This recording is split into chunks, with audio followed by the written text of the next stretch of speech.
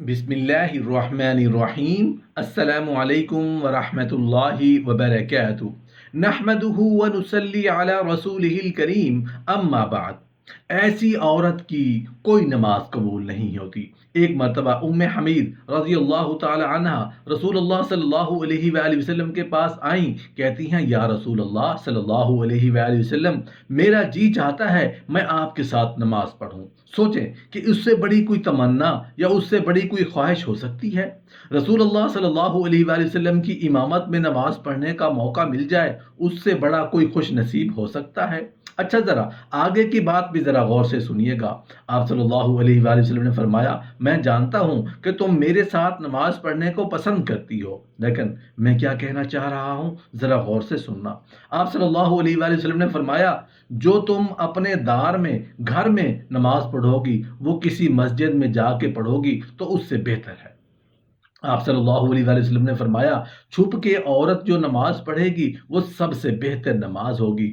حمید رضی اللہ تعالی عنہ نے جب یہ بات سنی تو واپس چلی گئی۔ انہوں نے گھر کے کونے میں نماز کی جگہ مختص کی جہاں اندھیرا تھا، جہاں کسی کی نظر بھی نہیں پہنچتی تھی۔ رسول اللہ صلی اللہ علیہ وآلہ وسلم کی صحابیہ پھر وہاں ہی نماز پڑھا یہاں تک کہ وہ اپنے رب کے پاس چلی گئی۔ محترم ناظرین، کیا آپ نے کبھی یہ بھی سوچا ہے کہ کوئی عورت گھر کے کام کاج کر کے، بچوں کو کھلا پلا کے، شوہر کی فرما برداری کر کے، جب اس کا تھکاوٹ سے برا حال ہو جائے، سردی کا موسم ہو، رضائی اور کمبل میں لیٹی ہوئی ہو، سردی سے تھر تھر کانپ رہی ہو، اور پھر اللہ کی پکار یعنی آذان کی آواز سن کر گرم لحاف اور گرم کمبل چھوڑ کر وہ عورت سخت سردی میں ٹھنڈے پانی سے وضو کرے، ٹھنڈے پانی اور سردی کی وجہ سے جسم کے رونگٹے کھڑے ہو جائیں، سردی سے جسم کانپ رہا ہو، سردی ایسی ہو کہ دانت بج رہے ہوں، پھر بھی ایسی عورت اللہ کی رضا اور ثواب کی نیت سے وضو کرے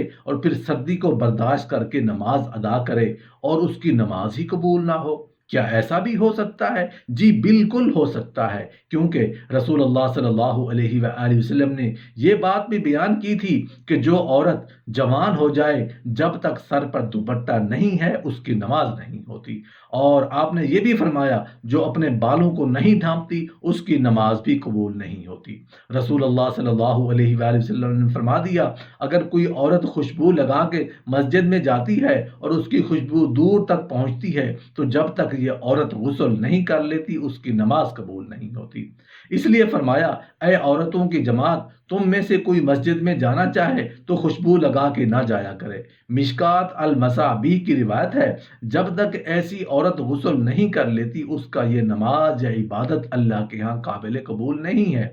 خاوند کی نافرمانی کرنے والی عورت، حدیث کے الفاظ ہیں، تین ایسے لوگ ہیں کہ ان کی نماز قبول ہونا تو دور کی بات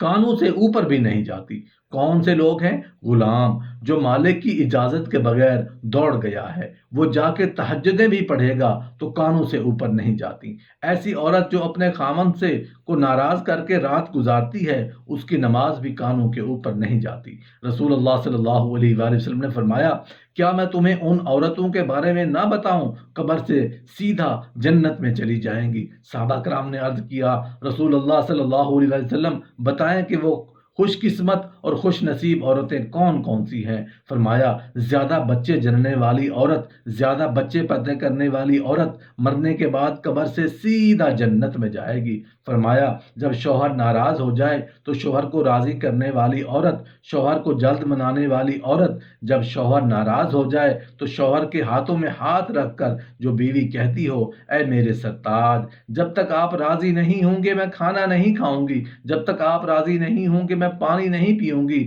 جب تک آپ راضی نہیں ہوں گے میں بناؤ سگار نہیں کروں گی، جب تک آپ راضی نہیں ہوں گے میں زیب و زینت نہیں کروں گی، جب تک آپ راضی نہیں ہوں گے میں اس وقت تک اپنی آنکھوں میں کاجل یا سرما ہرگز نہیں لگاؤں گی۔ وہ عورت جو اپنے شوہر کے ساتھ ٹوٹ کے محبت کرتی ہے، ٹوٹ کے پیار کرتی ہے، عشق کرتی ہے، اللہ اور اس کے رسول کی رضا کے لیے اپنے شوہر کی عزت کرتی ہے، ادب کرتی ہے، احترام کرتی ہے، شوہر کی کمیاں دوسری عورتوں کے سامنے بیان نہیں کرتی، ہمیشہ شوہر کی تعریف ہی بیان کرتی رہتی ہے، فرمایا وہ نمازی عورت، قرآن مجید پڑھنے والی عورت، شریعت پر پابندی سے عمل کرنے والی عورت جو مرنے کے بعد قبر سے سیدھا جنت میں چلی جائے گی۔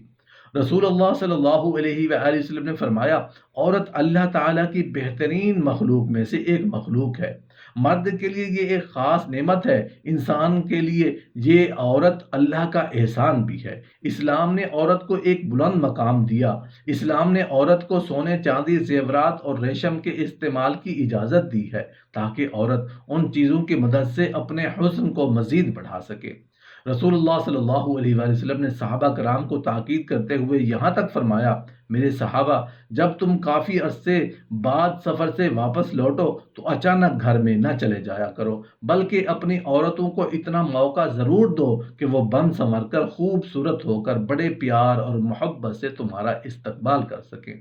مگر ان سارے کاموں کے لیے اسلام نے ایک شرط بھی رکھی ہے کہ عورت بناؤ سنگار کر کے مارکیٹوں کی زینت نہ بنے، عورت بن سنور کر بازاروں کی رونق نہ بنے، عورت اپنے آپ کو مزید خوبصورت بناؤ سنگار کرے مگر صرف اپنے شوہر کے لیے، اپنے شوہر کو دکھانے کے لیے بناؤ سنگار کر کے غیر محرم مردوں کے سامنے پیش نہ ہو، کیونکہ ایسا کرنے سے اللہ ناراض ہوگا، مدینے والا ناراض ہوگا۔ ایسا انسان جو لوگوں کو نماز تو پڑھاتا ہے لیکن لوگ اس کی امامت پر خوش نہیں ہیں، پسند نہیں کرتے، شرط یہ ہے کہ کوئی شرعی سبب ہو، ویسے مزاج کی بات نہ ہو۔ ایسا انسان اگر کسی سبب کی وجہ سے لوگ اسے پسند نہیں کرتے تو ایسے انسان کی نماز بھی کانوں سے اوپر نہیں جاتی۔ اور صحیح الترغیب کی روایت بھی سننے والی ہے، فرمایا، اے انسان کی نماز بھی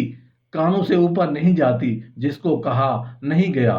کہ تم جنازہ پڑھاؤ، وہ جنازہ پڑھاتا ہے، کہتا ہے میں ہی پڑھاؤں گا، ضد کیا ہے یہ مسلمان، کہا کہ آپ پڑھا دیں، آپ پڑھا دیں، کوئی پڑھا دے، دعا اخلاص یہ کر دی کہ اس کی بخشش فرما دے، اللہ اس کے درجات بلند فرما دے۔ یہ کوئی کریڈٹ لینے والی بات تو اس پہ کوئی جھگڑا کیا جائے، میں پڑھاؤں گا، فلاں پڑھائے گا، کسی عام مسلمان جو کلمہ گو ہے، عقیدے والا ہے، اس کے پیچھے ہم سب کی نماز ہو جاتی ہے، کوئی حرج نہیں ہے۔ اگر علم والا بھی ہے، یہ سوچے کہ نہیں ایسے ہوگا تو پڑھوں گا، تو پھر علم کا رنگ تو نہ ہوا نا۔ علم کا رنگ یہ ہے کہ میرا یہ پیارا بھائی پڑھائے گا، میں اس کے پیچھے بھی پڑھوں گا، میرا یہ پیارا بھائی پڑھائے گا، یہ بھی مسلمان ہے، میں اس کے پیچھے بھی پڑھوں گا، ہو سکتا ہے یہ دونوں مجھ سے ایک نہیں 10 گنا نہیں 100 گنا نیک ہوں، یہ تو میرا رب جانتا ہے، میں کیوں اس طرح اپنی سوچ بنائے بیٹھا ہوں کہ مجھ سے بڑا کوئی نیک نہیں۔ اللہ ذوالجلال نے